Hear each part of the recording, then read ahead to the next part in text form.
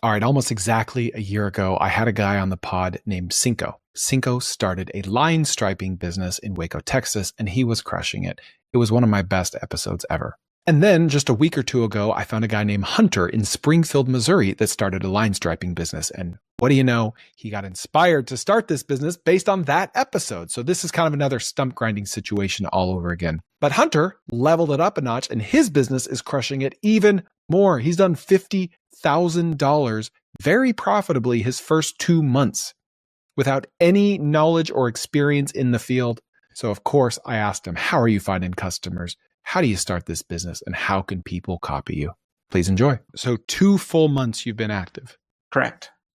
And what is your revenue to date? What did your monthly revenue look like for your first 2 months? I'll go September 27th, my first job, to October 31st. So just over a month.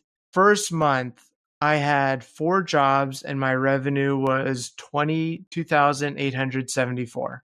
Holy crap, from 4 jobs. Those are big jobs.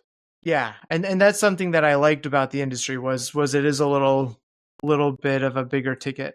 And then in November, I had 7 jobs and my revenue was $46,825. So we had a big jump, yeah. You had almost twice as many jobs and your average job size went up as well. Yep. So, Andre, I don't know if you know this, but I'm an expert in the industry because I spoke to Cinco a year ago about his business. So clearly I know everything. I know those are good numbers. Just kidding. I don't know anything about this industry, which is why we're talking.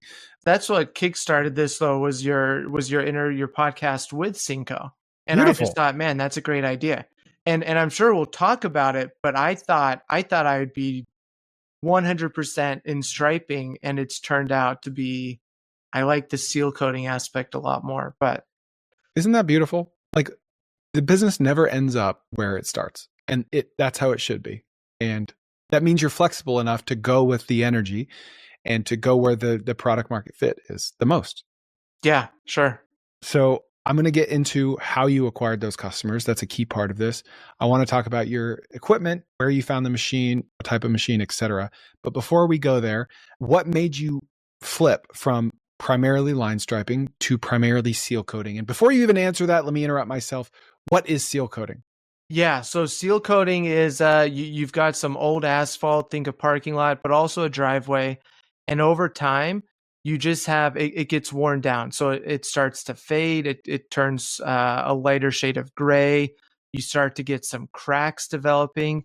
And so seal coating is where you are applying, whether it's by squeegee or by spraying, just a thin, super thin layer of asphalt to resurface it, make it look nice, and hopefully prevent more cracks forming.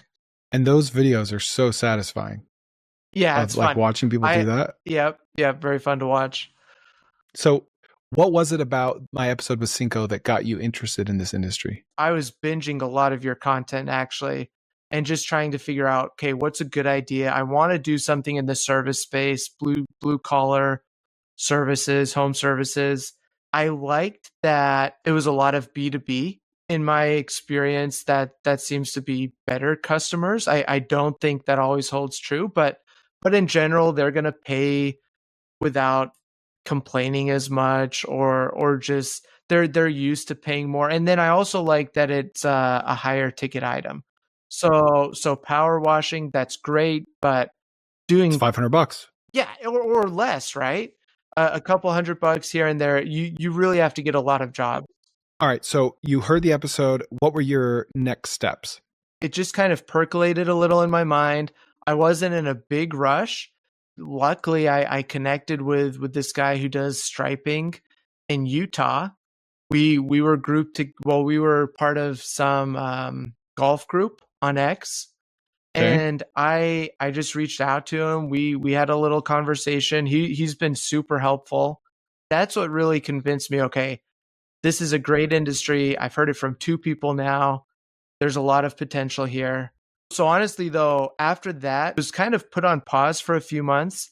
And in those few months, the biggest thing I did was just join some of the Facebook groups. For line striping and seal coating?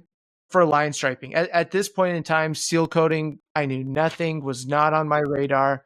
I thought, 100% line striping. Yeah, just tried to learn a little bit about the equipment, what everyone in the industry was doing. And then in July, I ended up buying my first machine. But there was a little bit of a transition period, took a little bit of time off, and then really got going in September. What did that first job look like, both from a revenue perspective and a profit perspective, and like logistically? Like, how did you perform it? How did you learn what to do? What was it like? Yeah, I just made a Facebook post in my town's Facebook page. I said, hey, I want to give back. What's a good business that I can do some lines for free? Completely free, Okay. no strings attached. I mean, I can't put it on my driveway, right? Yep. And the paint's relatively expensive, so I wanted it to go to a good cause. Yeah. Please don't suggest Walmart. I can't afford that. Maybe a sandwich shop. Yeah. So, well, and my town's really small. So it's a town of 3,000. There's not many businesses at all. Sorry, what town is this? It's called Rogersville. It's just outside Springfield. Okay, and then Springfield is like 170,000 people. Greater Springfield, 450,000 people, right? Yeah. Give or take. Yeah. Rogersville, okay, 4,300 according to Google. One thing I always like to say, we don't have a stoplight in town. But yeah, there's not a lot of businesses. So I got a lot of great comments and awareness from that Facebook post. And I ended up just working with a nonprofit in town. Yeah, there's a lot of green on that map, right? Mm-hmm. Yeah, so I worked with this nonprofit in town, super small place. They do a lot of good. And I striped 5 lines. And those 5 That's lines, a small job, right? super small. I mean, they didn't they didn't have lines there to begin with because it was too small. You know, a lot of people, it's a minimum charge of like $500 and they're not going to pay that for 5 lines. Yeah. So it took me probably 2 hours to do this. Which, looking back, that was way too long. Oh, I mean, it's a mile from my house. It should have taken me 10 minutes. Okay. Yeah. Max. That's okay. And yeah, so it was a struggle. And I did it in the dark too, which was harder than I expected for my first job. Would you be able to tell me the name of the nonprofit? Yeah, it's Safe Haven. Safe. I want to pull it up on Google Earth. Right there, right? Yep.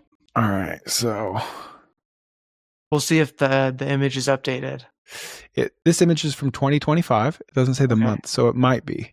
Was it this building right here? Correct, yeah. So it's just like 3 parking spots, basically? 5. Okay. Oh, 5 lines. Yeah. Okay. Yeah, big difference, right? Oh, there it is. That looks fresh. Is that one to the left, so it doesn't look like it was updated. Okay. Oh, there it is. Yep. You might not know this, but this is not my full channel. If you want to watch the full episode of the segment that you just saw, go ahead and check this out or the link in the description.